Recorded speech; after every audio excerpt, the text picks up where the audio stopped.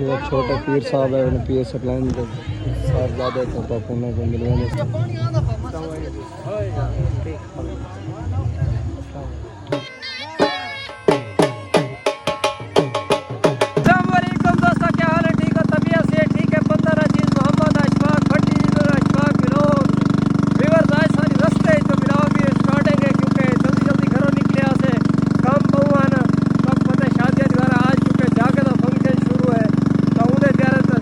माशाल्लाह चाह के ते निकलते पे घर तो लाइटिंग वाले आउण तो उन्हां दा भी मतलब सेटअप कराउणा ही मैं के चाकी जो पहला काम ये करे से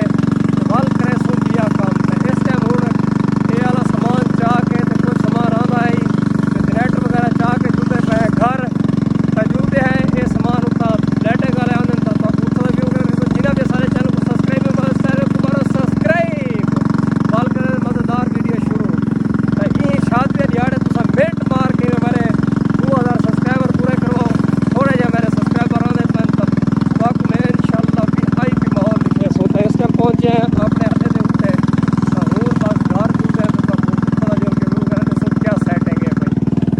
अपने अड्डे से पहुंच चुका।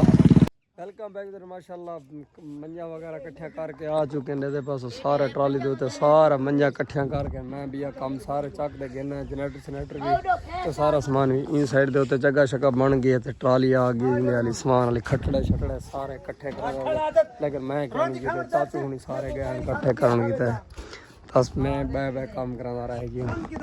चल जल्दी करो यार ला क्या है तू क्यों खड़ा दिया ये काम करो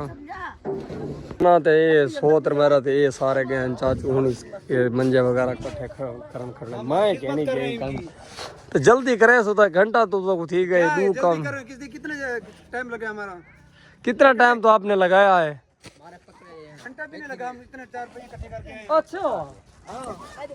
इधर माशाल्लाह वायरिंग वाले पहुंच चुके हैं इंडिया वाले लाइटिंग थी नहीं भैया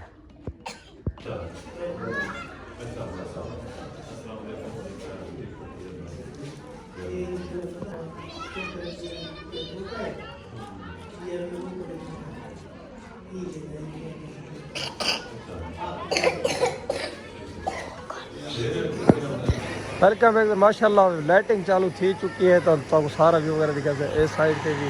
इस साइड पे भी तो सारा काम कंप्लीट हो चुके थे मतलब जाके का फॉल तैयार है शुरू अंतर पब्लिक रोटी खानी थे तो व्यू वगैरह दिखाने से सामने पुलिस वगैरह याद है तो इस साइड से रोटी खाई भाई बच्चे रोटी खा लेते पब्लिक रोटी खा ले से अल्लाह जाके तैयार है शुरू बिल्कुल कंप्लीट हो चुके अंदर रोटी पब्लिक खानी थी तो बाद जिस टाइम ढोल वगैरह शुरू किए तो फिर पास रोटी का टाइम है तो रोटी का खाना था फिर रोटी खा के बाद तो सारा लीवर दिखे सो ये छोटे पीर साहब है उन्हें पीर सप्लाइन को साहबजादे को पापुना को मिलवाने से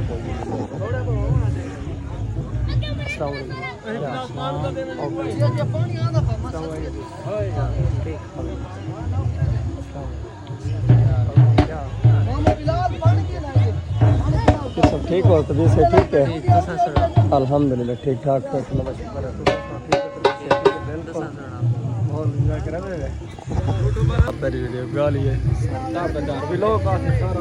मर्जी है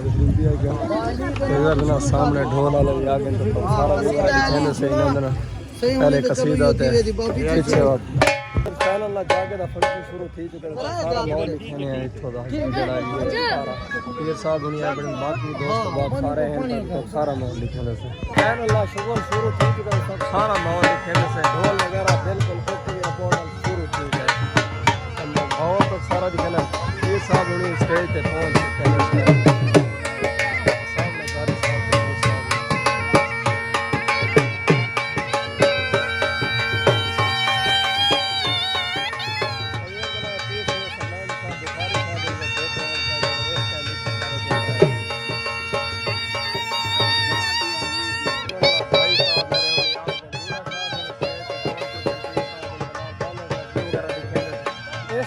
पीर साहब ने पहुंच चुके हैं भाई साहब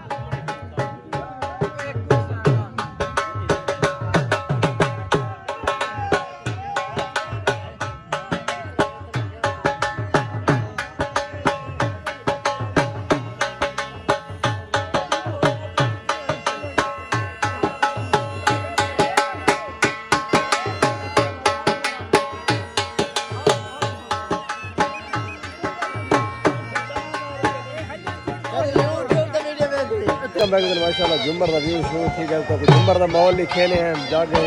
सामने झुमर शुरू है पंडाल के अंदर व्यू के हैं तो माहौल VIP तो पूरी कहने हाल ही मेल वगैरह आओ डालन तो पूरा व्यू वगैरह दिखे सो सारे नाला रावण है तो फिलहाल झुमर शुरू है